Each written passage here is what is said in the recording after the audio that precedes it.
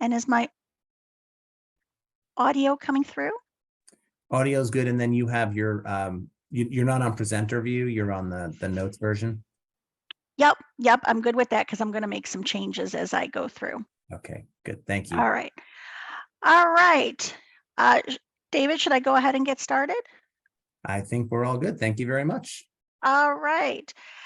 Hello, everyone. Welcome to our session on digital accessibility. Today, you'll be hearing from myself, Ellssa Weeden, and Dr. Lal.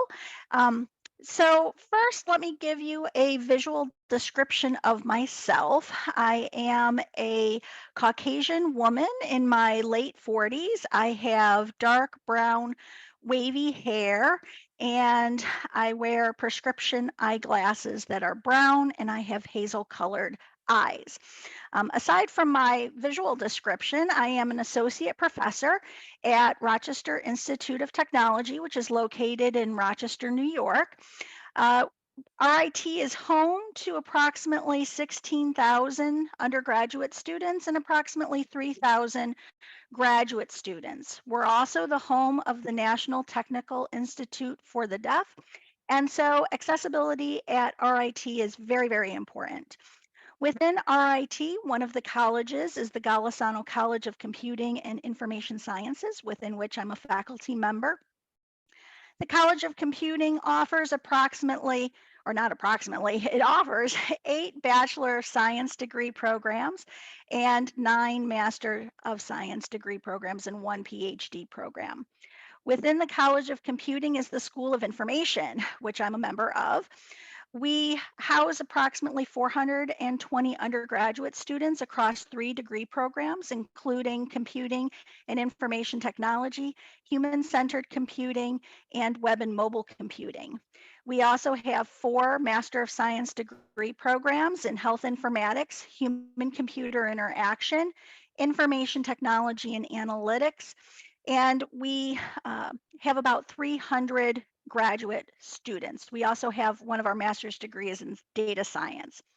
My educational background, I have a Bachelor of Science in Information Technology from RIT, as well as my master's degree in software development and management. I completed my PhD in computing technology and education from Nova Southeastern University. The courses that I teach are all focused on accessibility. The first course, Design for Accessibility, gives students the foundation. We ground them in regulation, guidelines, and standards related to accessibility. We cover the principles of universal design, and we dive deeply into web accessibility. The second course that I teach, Access and Assistive Technology, exposes students to auditory, cognitive, mobility, and visual assistive technologies that are available. Accessibility through the lifespan provides full coverage, including a focus on accessibility in education, employment, and the aging process. The final course, Research and Accessibility, exposes students to accessibility-related conferences and journals, goes through the scholarly publication and peer review process, covers guidelines for writing about accessibility and disability, as well as allowing students to organize and conduct literature surveys. My research interests are certainly focused in accessibility, but also in computing education. On the accessibility front, I'm currently doing research related to the inclusion of assistive technologies in social media avatars. So for example, including hearing aids, cochlear implant, support animals, or wheelchairs as part of an individual social media avatar. I'm also interested in computing education, and currently I am part of a grant called Engage, Enhancing Growth Mindset Academic Experiences. It's a National Science Foundation funded grant, and it explores the impact of growth and fixed mindsets on undergraduate computing students. So for this session, we were provided with some questions. So you'll hear Dr. Lal's and my perspective. So the first question is, how does research influence your teaching? I find that my research influences my teaching in three different ways. It allows me to learn more, expanding my knowledge and my skill set that I can then use to be a better educator, making sure that my materials are accessible to all of my students. I can also take the findings of my research and bring it back into the classroom so that the curriculum is continually evolving and advancing as new discoveries are made.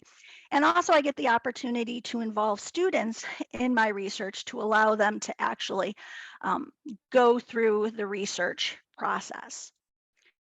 The second question is, why is digital accessibility of interest to the information sciences discipline? First off, no one likes to be excluded, but yet each day we have millions of people that are excluded in both physical environments and in digital environments. So some examples of digital exclusion that can occur. In this first example, you may or may not be able to read digital content that doesn't provide sufficient contrast between foreground text elements and background color. That could allow an individual or not allow an individual to be able to see the content that is trying to be conveyed. My second bullet, text that is too small to read. Now, some of you may be able to read that, some of you may not. Let me increase that to a appropriate size. And then continuing on, video content that doesn't include subtitles or captions, a video that doesn't include audio descriptions of the visual content that's being displayed, an image on a web page that doesn't include alternative text that could be read by a screen reader, or a button on a digital interface that's too small for an individual that potentially has hand tremors to target. So with that, there are accessibility tools out there, but they are not a replacement for you. They are not a replacement for human intervention. So some examples of accessibility tools include YouTube auto-generated captions. They're better than nothing, than no captions at all. However, they often include errors that could impact comprehension of the content. In addition, YouTube's auto-generated captions do not include punctuation, which again can impede understanding of the content. Likewise, there are accessibility features, applications, websites that allow individuals to check their content for accessibility. And these types of checkers can help identify certain errors, such as, is the foreground contrast sufficient from the background contrast?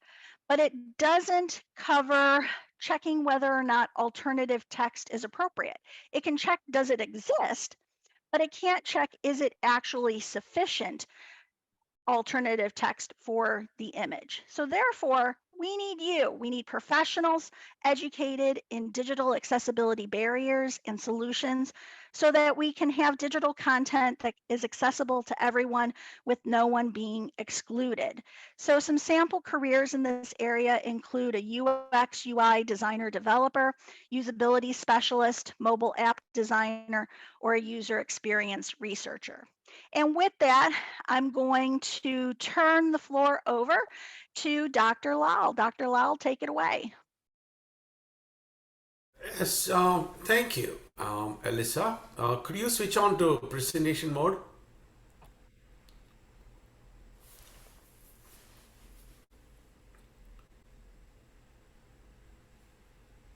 Okay, wonderful. Okay, wonderful. Thank you. Welcome everybody to this session. My name is Divakaran Liginlal, Lal for short, and I am actually an information systems professor in the teaching track at CMU with joint appointments in Hines and the Dietrich College. My background is engineering undergrad, computer science masters, and then MIS from the University of Arizona at Tucson. And I was an assistant professor at the University of Wisconsin-Madison Business School. And I was also a scientist in the Indian Space Research Organization prior to coming into academics. So first question is, why am I interested, or how did I get interested in this topic area? Because I have done research in many other areas. Essentially it's because I'm getting old, and I realize that I myself am in need of this. And so honestly, but also I used to teach at CMU's Qatar campus, and in that campus, we had an opportunity to collaborate with the Qatar's Accessibility Center and also Qatar's blind social center for the blind people. And that kind of gave me a lot of motivation to move into this area and offer courses and do some research. But in general, my research interests are pretty varied, but in this specific area, in human-computer interaction, I have been doing eye tracking studies as part of funded research. Another interest is in human error and situation awareness. In the digital accessibility area, which I'm going to talk today about, how we are looking at the effectiveness of accessibility regulations. I'm also interested in GIS and related accessibility issues. A close research area is writing in the curriculum, and I'll speak to you also about that in my next slide. Next slide, please. So these are the three courses that I teach which have relevance to this area. First is the HCI course, a very generic course, part of our core curriculum. It's a broad introduction to HCI. I have a dedicated course on digital accessibility, which I introduced this year, and it's part of our Gen Ed curriculum now as part of what we call computational thinking. I also have a course on web accessibility and also on mobile web development. Next slide, please. So how does my research influence my teaching? So for instance, in writing in the curriculum, that was a funded research, we looked at applying some frameworks, particularly what we call the onion model of writing, or discourse patterns of writing, which essentially helps us dissect technical writing. Because, in digital accessibility, for instance, any kind of writing involves technical writing. A particular genre that we are interested in is case studies. Case studies, not only case analysis, but also case development. And in my courses, I do have both case analysis exercises and case development exercises. And the research that we did on writing in the curriculum, the application of the onion model to writing in the curriculum, has been applied in my courses to help improve student writing in relation to both case analysis and case development. The other thing which, many professors are not even aware of the need for accessible lecture materials. Even me, although I am in this topic, I work in this topic, I teach this topic, I don't think every slide that I create, I make sure it is accessible. I don't spend that extra time to make sure that an image is having an alt information, the textual information. It is too much of work, to be honest. But when I teach a course in digital accessibility, I make sure I do it, otherwise my students will challenge me. So all this knowledge that I gained from this subject, I'm able to apply, and I'm also able to motivate my fellow colleagues. Another interesting area is in student projects, especially directed towards NGOs and charities. And our program has got some really, really great projects every year as part of our capstone course. And one such project that I directed last semester was for the Learning Disabilities Association of Pennsylvania, state of Pennsylvania. Essentially, we collected a lot of free information that is out on the web, but which learning disabilities related professionals gather only through web searches. And even within CMU, our the department, the related department that deals with students with learning disabilities, they also do web search to collect this information. Who are the specialists out there? Whom should our students contact? So what we did is we built a database out of that, and we are hoping to deploy that not only for the state of Pennsylvania, but continue that effort at a national level. And I only directed the student side, but we have someone who is a dedicated person in this area. Next slide, please. So the current research topic that I'm interested in, I wanted to give you an exemplar of research that I'm doing with a student of mine as part of an undergrad thesis, but also some extended research. So here are the two research questions we are currently exploring or looking into. First, what is the current state of accessibility regulations globally? Are there specific regulations for the digital context, particularly web accessibility? So, what motivates this research is, if you look at the US context, still US lacks dedicated regulations in the web domain. Even today, ADA, the classic, disabilities, Americans with Disabilities Act is applied, and courts have to interpret it in the context of digital accessibility. And then we want to look at how effective are such regulations in terms of adoption, impact, and enforcement. Next slide, please. So here is a framework for the research. To study the effectiveness of accessibility regulations, we want to look at essentially these are some of the elements of that framework. For instance, you want to study scope, the physical world versus the digital world. What do these regulations apply to? Are there ones dedicated to the web? How mature are these laws, and how mature are these laws? Are they built on standards? If so, what standard? We all know that there is only one common standard right now, WCAG, which is evolving. How about the social justice side? How do these regulations contribute to welfare of society with minimal social costs? And then adoption and awareness, particularly examine corporate reports, executive statements, website accessibility, look at corporate training programs. Are there training programs in organizations? What kind of educational initiatives are there? What kind of industry support and development tools are available? Finally, enforcement. What are the legal frameworks for enforcement? What are the tools that support enforcement? What kind of lawsuits and court verdicts are there? Next slide, please. So here is some example research, part of this research that we did a few years back. Now, typically we can do interviews and surveys, we can do website conformance checks, and already Ellssa talked to you about how it's not that easy. The human element is involved. Also, web data collection and analysis. Now, what we did in our earlier study was we built a construct based on a similar construct in the area of privacy awareness, and it has 4 elements: knowledge, recognition, behavior, and motivation. We built a interview instrument, a survey instrument based on that. Next slide, please.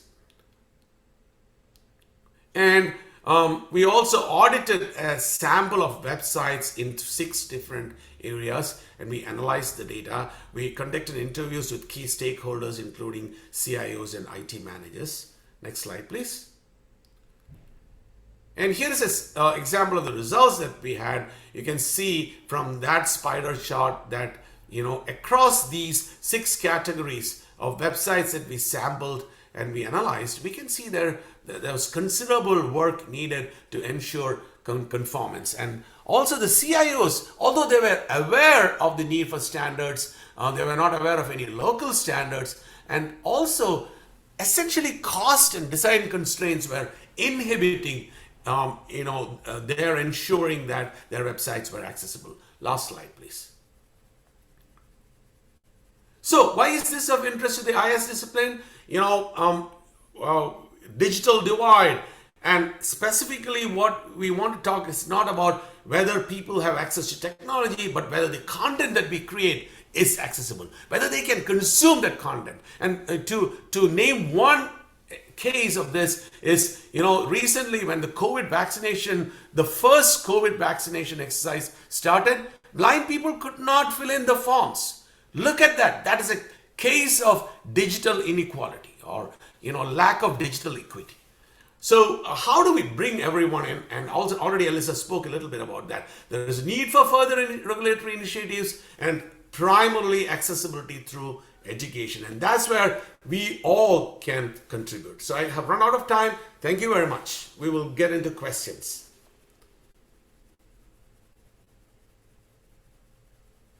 Any questions? David, are there any questions in chat? I was just going to say, I don't see any questions in the chat. I'm going to check the Q&A as well, but don't see any there either. So yeah, so audience members, please feel free to take advantage of our esteemed presenters, panelists here today and ask those questions. Either unmute yourself or you can use the chat for everyone to see your question.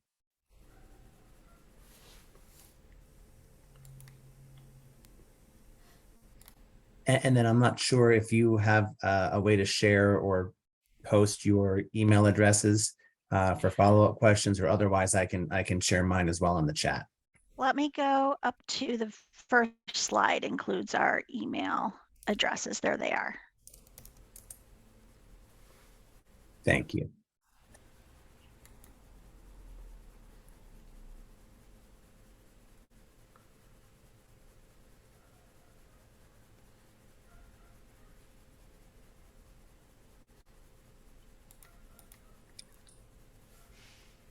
Would you prefer if I stop the recording for the Q&A section?